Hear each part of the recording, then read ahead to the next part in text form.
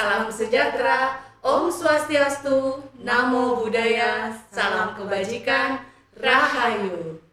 Perkenalkan, saya Ibu Risa. Saya Ibu Ismawati. Kami adalah guru di SMA Negeri 1 Nangabuli. Dan kami juga merupakan panitia penerimaan peserta didik baru tahun ajaran 2023-2024. Oke, Ibu Isma, kita ngobrol santai. Ya. Banyak nih pertanyaan yang masuk ke kita. Kapan sih pendaftaran itu dimulai? Infonya ada perubahan. Minta dijelaskan, Ibu Isma. Baik. Jadi terkait dengan pendaftaran peserta didik baru tahun ajaran 2023-2024 yang awalnya memang terjadwal adalah tanggal 26 sampai dengan 28 Juni tahun 2023. Nah, tapi terkait dengan adanya libur nasional yaitu Hari Raya Idul Adha, berdasarkan instruksi dari Dinas Pendidikan Provinsi Kalimantan Tengah, ada perubahan jadwal untuk pendaftaran, yaitu berubah menjadi tanggal 26-27 Juni tahun 2023, lalu dilanjutkan lagi pada tanggal 3 Juli 2023. Jadi ada masa rentang antara 26-27 ke 3 Juli. Dan di masa rentang tersebut, server itu akan ditutup. Jadi kalau misalkan ada calon peserta didik baru yang mencoba login di link itu pada masa rentang tersebut, itu tidak bisa karena memang di hari libur nasional tadi itu servernya ditutup dan akan dibuka kembali pada tanggal 3 Juli 2023. Baik.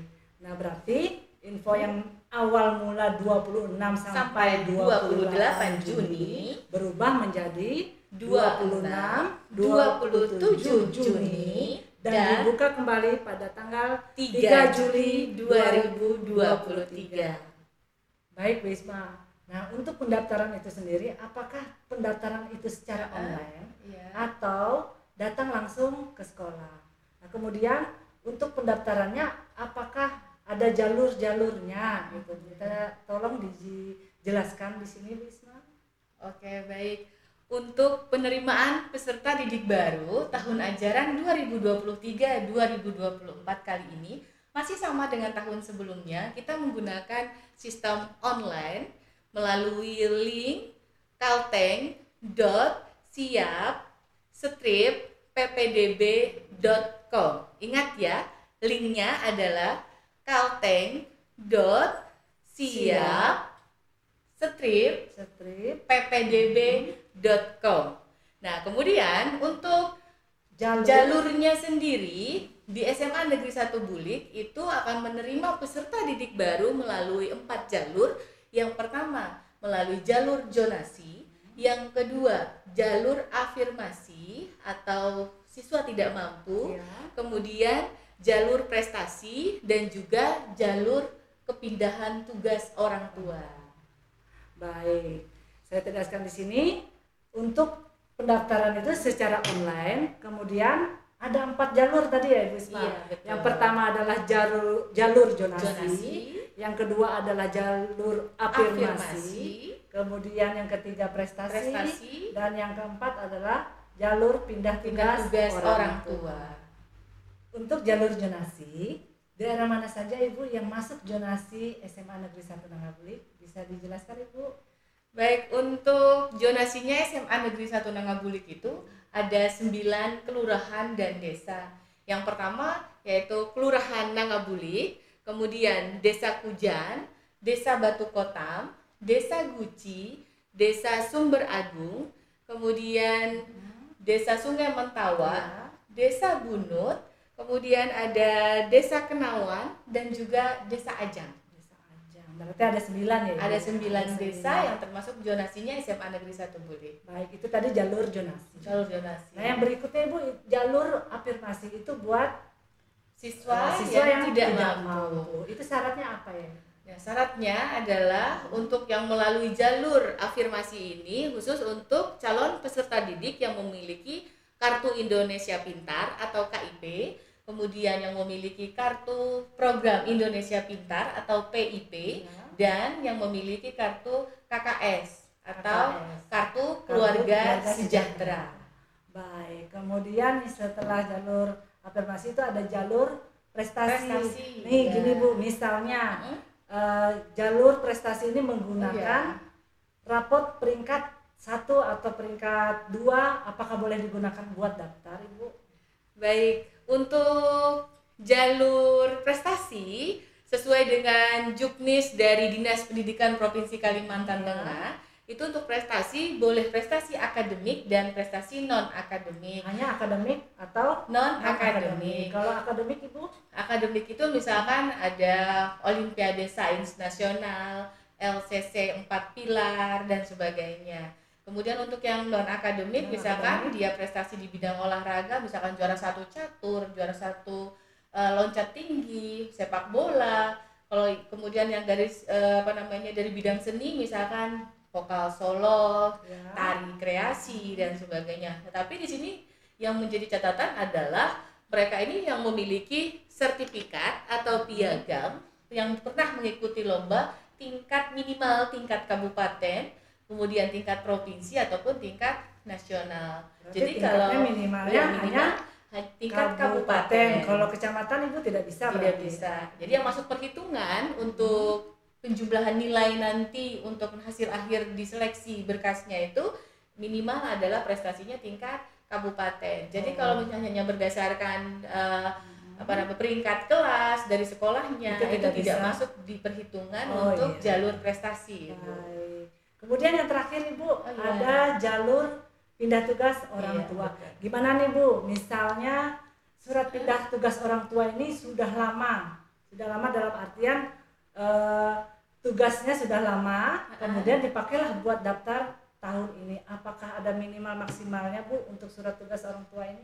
Baik, ini pertanyaan yang banyak ditanyakan, terutama untuk orang tua yang tidak pegawai negeri tapi juga melakukan mengalami pindah tugasan, misalkan yang di perusahaan juga kan ada pernah pindah tugas seperti itu. Nah, terkait dengan SK kepindahan tugas ini tentunya ada batasan maksimal sesuai dengan Juknisnya, itu maksimalnya adalah tahun SK kepindahan tugas ini 2 tahun terakhir. Jadi misalkan kalau sekarang tahun 2023 yang berlaku itu SK pindah tugasnya adalah tahun 2021 maksimalnya. Kalau misalkan SK tugasnya pindah tugas itu sudah lama, berarti harus diperbaharui dulu Ibu. Berarti tidak boleh buat daftar. Siapa tahu kan waktu anaknya SMP kelas 1 nih pindah tugas ke Kabupaten Lamandau, kemudian anaknya sudah lulus SMA, dipakailah buat daftar, berarti itu tidak berlaku untuk jalur pindah tugas orang tua, tetapi anaknya tadi bisa menggunakan jalur zonasi, karena kalau misalkan orang tuanya kan sudah pindah lama nih di Kabupaten Lamandau, tentunya dia sudah punya kakak Lamandau, khususnya untuk kakak di Kecamatan Bulik atau Kelurahan Nangabulik, maka dia bisa mendaftar melalui jalur zonasi, tapi tidak menggunakan SK kepindah tugasan orang tua. Seperti itu Ibu. Oh iya. Nih Bu, ada lagi nih pertanyaan, seandainya yang diinput itu berkas yang diinput tidak sesuai dengan dokumen aslinya, itu seperti apa ya Bu? Nah, di sini nanti mungkin akan lebih rinci kita jelaskan di langkah-langkah login pendaftaran di link pendaftaran itu. Nanti ada. Nanti khusus kita bahas tentang langkah-langkah login di link pendaftarannya seperti apa, lalu dokumennya syaratnya seperti apa agar lolos masuk di linknya dan lolos juga verifikasi seperti apa, itu nanti akan dijelaskan lebih lanjut. Tidak sembarangan input. Tidak sembarangan input. Yang jelas dokumen-dokumen yang diinput itu ketika men-scan-nya harus jelas dan yang di-scan adalah dokumen asli semua. Kalau misalkan scanannya buram, tidak jelas, maka itu tidak akan lolos verifikasi, akan ditolak oleh sistemnya. Dan tentunya ketika diverifikasi oleh tim verifikator itu tidak akan lolos, seperti itu Ibu. Jadi harus benar-benar men-scan-nya, persiapkan dokumennya sesuai dengan ketentuannya. Baik, seperti itu. Nah, jadi untuk berkas yang disiapkan adalah scan PDF. Yang pertama scan PDF, ijazah asli, KK asli, akte kelahiran asli. Kemudian yang menggunakan jalur afirmasi itu menggunakan berkas atau dokumen tambahan yaitu KIP asli, atau PIP atau KKS. Yang prestasi tadi berkas yang harus disiapkan itu yang asli adalah sertifikat prestasi atau piagam akademik non akademik. Baik, kemudian yang terakhir untuk pindah tugas orang tua itu adalah surat pindah tugas orang tua yang di-scan rapi, yang sangat jelas ya Ibu ya, dalam bentuk PDF. Ada minimalnya nggak Bu, berapa MB untuk berkas tersebut di PDF kan? Itu kalau kami lihat di linknya itu maksimal besar filenya adalah 1 MB. 1 MB. Semua berkas itu 1 MB. Berkas dalam bentuk file terpisah antara setiap dokumen tersebut itu besarnya 1 MB. 1 MB. Ada lagi nih Bu, kira-kira mempersiapkan foto nggak? Persiapkan foto pas foto berwarna 3 kali untuk pendaftaran online. Itu juga akan diupload di linknya. Pas foto berwarna 3 kali 4 menggunakan seragam sekolah SLTP atau SMP asal. Untuk latar backgroundnya Bu, ada ketentuan? Biasanya warna biru. Baik Ibu. Sekarang kita sudah sampai tata cara pendaftaran online. Iya. Berkas apa saja sih Bu yang harus dipersiapkan? Apakah harus membuat akun baru atau gimana Ibu? Baik. Untuk tata cara pendaftaran online, penerimaan peserta didik baru itu kita tidak harus membuat akun baru seperti kita membuat akun sosial media yang lain, tidak. Ada hal-hal penting yang perlu diperhatikan. Yang pertama adalah kita harus ingat atau harus tahu NISN. Nomor induk siswa nasional. Nomor induk siswa nasional. Yang kedua adalah kita loginnya menggunakan email yang aktif. Jadi mau yang email yang terdahulu juga boleh, yang penting emailnya aktif. Karena apa? Setiap notifikasi dari apapun yang kita isikan di link itu akan masuk pemberitahuannya di email kita. Jadi kita perlu email aktif. Kemudian tidak lupa Bu, harus menggunakan nomor HP. Oh iya. Nah, nomor HP ini fungsinya buat apa Ibu kira-kira? Oke. Jadi di data isiannya nanti kami berharap yang diisikan adalah nomor HP, juga nomor HP yang aktif, yang bisa dihubungi. Karena kalau misalkan ada kesalahan berkas atau terkait dengan verifikasi dan sebagainya, kami bisa menghubungi langsung ke nomor tersebut seperti itu. Jadi untuk memudahkan komunikasi, cantumkanlah nomor HP yang aktif. Oke. Kemudian untuk berkasnya yang wajib disiapkan hanya ada 3 dokumen sebenarnya Ibu. Yang pertama, yang pertama adalah scan ijazah atau ijazah sementara asli. Ya, yang asli. Kemudian scan kartu keluarga. Asli juga. Dan yang ketiga adalah scan akte kelahiran asli. Jadi semuanya dokumennya harus asli. Seperti itu. Jadi sebelum kita login di link pendaftarannya, dokumen-dokumen tersebut sudah disiapkan dalam bentuk file PDF-nya. Jadi ketika login sudah siap semuanya, tinggal input semuanya. NISN sudah siap, loginnya menggunakan email yang aktif, kemudian upload dokumen asli semua dan jelas scanannya, maka itu akan mempermudah atau memperlancar proses pendaftaran online-nya. Jadi tidak asal scan ya Ibu? Iya betul, tidak asal scan. Itu harus diperhatikan ya Ibu. Jadi cara scan-nya lebih bagus lagi, memang scan yang asli, yang jelas, terbaca sistem gitu ya. Jadi kalau misalnya terbaca yang tidak jelas, kabur-kabur itu seperti itu, berarti akan ditolak oleh sistem. Atau diverifikasi menjadi berkas yang tidak lengkap. Seperti itu. Iya Ibu, terima kasih Ibu.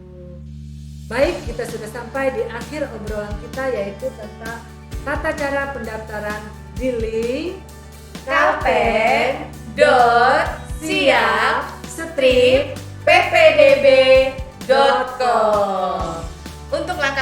Caranya kami cantumkan di akhir video ini. Tonton terus, jangan skip biar tidak ketinggalan informasi.